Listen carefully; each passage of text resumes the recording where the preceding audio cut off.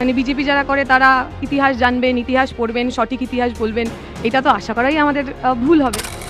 কি নাকি আমরা অশিক্ষিত, ঘুরিয়ে ফিরে সেটাই বললেন। সত্যি তো বিজেপির লোকেরা ভয়ানক রকম অশিক্ষিত। তো আপনাদের যারা নেতারা আপনাদের রোজ আমাদের অশিক্ষিত বলতে শেখায়, তাদের জন্য একটু আয়না ধরার ব্যবস্থা করলাম, আপনারাও একটুখানি পড়বেন। জ্যোতি বসু আপনাদের মহান নেতা, 4 বারে ব্যারিস্টার, একদিনও কোনো কাজ করেনি। শুধু ব্যারিস্টার হিসেবে তার কত বুৎপত্তি ছিল সেটা বড় কথা নয়, কিন্তু যে পরীক্ষাটা তিনি দিতে গিয়েছিলেন সেটাতে তিনি অকৃতকার্য হওয়ার পরে তারপরে তিনি ব্যারিস্টারি পড়তে যান। ও হ্যাঁ, আপনাদের এখনকার নেতারা যেমন বাবার পয়সায় গাড়ি চেপে ঘোরেন, তিনি তার নিজের বাবার পয়সাতেই ব্যারিস্টারিটা পড়েছিলেন। কোনো রকম মেধার যোগ্যতা দিয়ে তিনি ব্যারিস্টারিতে কোনো চান্স পাননি। বুদ্ধদেব ভট্টাচার্য, আমি কুর্নিশ করি, স্বীকার করি, আমি কোনো রকম জায়গাতে যাব না, কিন্তু যেভাবে আপনারা বলেন না যেন আমরা এতটাই অখাদ্য এবং গোমুক্ষু। আপনারা সবাই 100তে 110 পেয়েছিলেন। বুদ্ধবাবু কোনোদিন কিন্তু দাবি করেননি তিনি খুব অতি শিক্ষিত মানুষ। তিনি জানতেন তিনি বিএ পরীক্ষায় 42% মার্কস পেয়ে তিনি পাস করেছিলেন, তিনি কোনোদিন দাবি করেননি। কিন্তু আপনাদের কথাতে আমাকে আজকে এই কথাগুলো আপনাদের সামনে আনতে বাধ্য হচ্ছি।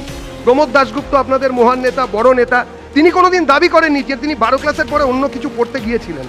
আপনারা বলছেন বলে আমাকে আজকে বলতে হচ্ছে যে প্রমোদ দাশগুপ্ত তিনি 12 ক্লাসের পরে আর পড়েননি, কিন্তু তিনি কোনোদিন দাবি করেননি। কাউকে ওরা ছোট লোক টোটো লোক ইত্যাদি বলেননি, শুধু একবার বলে ফেলেছিলেন যে ক্ষমতা এলে বামেদের বেলুর মঠটাকে না কফি হাউস বানিয়ে দেওয়া উচিত। এটা উনি বলেছিলেন, সেটা নিয়ে সংবাদপত্রে তৎকালীন খবর হয়েছিল।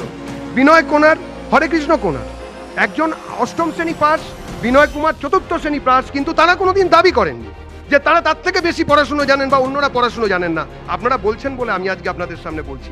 Shailendra Dasgupta school drop out, তিনি কোনোদিন বলেননি কাউকে, কিন্তু আপনারা আজকে এই কথাগুলো তুলছেন বলে আমি দেবজিৎ সরকার আপনাদের সামনে এই কথাগুলো বলতে বাধ্য হচ্ছি। এবং তারপরে হচ্ছে সরোজ মুখার্জি 12 পাস, অনিল বিশ্বাস গ্র্যাজুয়েট নন, বিএ পাস করতে পারেনি, ভর্তি হয়েছিলেন। সুভাষ চক্রবর্তীও তাই, দুজনেই ভর্তি হয়েছিলেন, বেচারীরা পাস করতে পারেননি। আর বিকাশ রঞ্জন ভট্টাচার্য আপনাদের এই মুহূর্তে থাকা, যিনি আমারও সিনিয়র, আমি সিনিয়র হিসেবে তাকে শ্রদ্ধা করি, কিন্তু তারও যে বর্ষে তিনি পাস করেছিলেন সেই বর্ষে পাস কিভাবে লোকে করেছিল সেটা নিয়ে সবাই মিলে কথা বলেছিলেন। আমরা স্বীকার করি যাদবপুর ইউনিভার্সিটি, যাদবপুর বিশ্ববিদ্যালয় শিক্ষাক্ষেত্রে এগিয়ে থাকা একটি নাম, কিন্তু সেখানে একজন লোক 16 বছর ধরে না 13 বছর ধরে কি করে মাস্টার ডিগ্রি থেকে পিএইচডি পেয়েছিলেন। এই যে 13 বছর ধরে পিএইচডি করার যে পদ্ধতি, তাই নিয়ে আবার এখন বিশ্ববিদ্যালয় গবেষণা শুরু হয়েছে।